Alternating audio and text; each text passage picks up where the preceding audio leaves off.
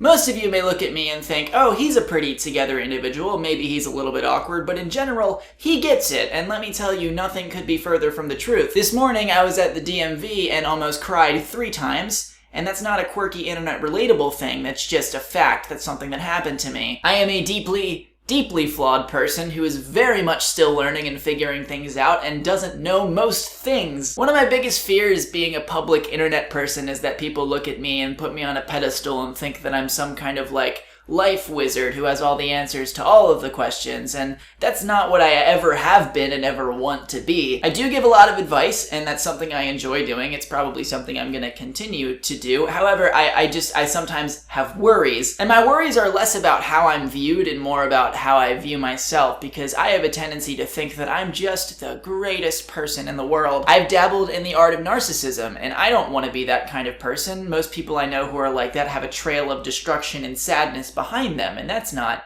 the trail I want to leave. I want like puppies and happy stuff and just people to be like, yeah, you know? So this video is less to remind you and more to remind myself, hey, you are a deeply flawed person who is definitely a work in progress, and that's totally okay. Nobody's a complete person. Everybody's working on some stuff, or they have stuff that they should work on. Especially people we follow and don't necessarily know. We generally just see the highlights. We see the good stuff, so it's easy to fill in the blanks with perfection in our minds, but that's just not the case for anyone. And I think, personally, it's important to remind myself that I'm so not perfect, and I have a lot of things that I need to work on. But I also like to not take that too far, because I can be too critical of myself as well. And that's not a fun place to be either, because then I don't enjoy anything, and I'm just comparing myself constantly to everyone around me. And again, I would like to reiterate the fact that I am still working on this. This is not something I have figured out. I look at my peers who are doing creative things, and I'm like, dang, I wish I was doing what they were doing. Or I look at my body in comparison to other people's body and say, dang, I wish it looked like that. And the moment I get into that, I wish I was like blank mindset or the I'll be happy when mindset. It's a bad place for me to be. I usually have to be pulled out by like a friend or a family member or somebody who just really cares about me and wants to stop by and say, hey, guess what? You're doing okay, finger guns. So yeah, I'm like totally 100% a flawed individual, and I'm going to continue being a flawed individual for the rest of my days. But it's also okay to think that I'm great.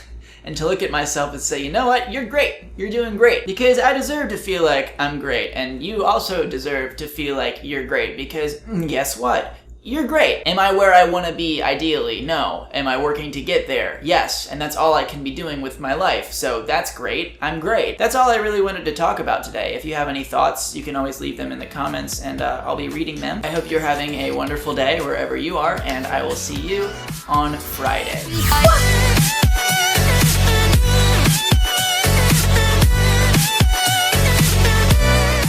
Now it's time for the big reveal. I've been in my underpants the whole time.